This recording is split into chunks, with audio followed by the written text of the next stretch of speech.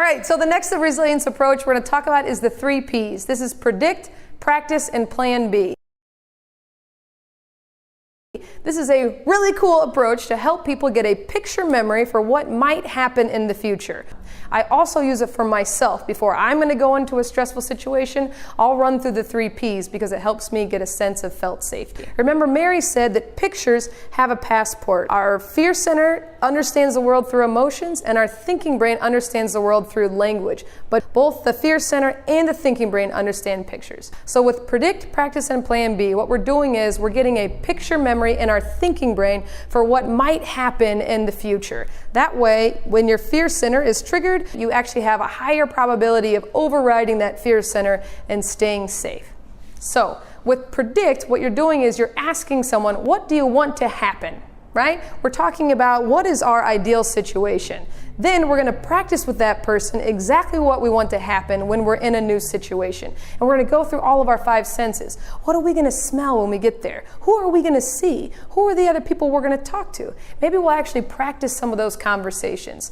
You're going to walk with that person through the entire scenario. So literally you can walk with them. You really want to practice out using all of your body sensations to, again, solidify that picture memory in your thinking brain. So the third part of this is the plan B. And this is where we're going to talk about the things that we know as support people might be triggering for someone. By triggering, I mean something that might click the thinking brain offline.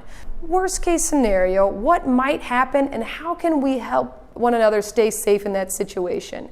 The key here is to spend time with predict and practice, really walking through all of the hopeful possibilities before you go to the plan B. We don't want to get stuck in doing a bunch of plan Bs before we even talked about what do we want to happen in the future. I was working with a woman who had a real sensitivity to bees, but she loves hiking. So every time before we went hiking, I knew that if we did a predict, practice, and plan B before we got there, her thinking brain would have a better chance of overriding that fear center if she saw any insect. Because anytime she saw any insect, she would have a body trigger that said, that's a bee, and she got really scared, even if it wasn't a bee. So I'd say, hey, we're going hiking today. How do you want today to go? What park should we be going to? So I'm asking her to predict, and then I'm going straight into practice, right? So we would talk about all the different parks in her neighborhood, which ones we might want to go to. We'd also talk about which park had the best hiking trails. Who might we see on the hiking trails? You think we'll see Sally from last week, right? So we're really just kind of talking through what we're going to experience.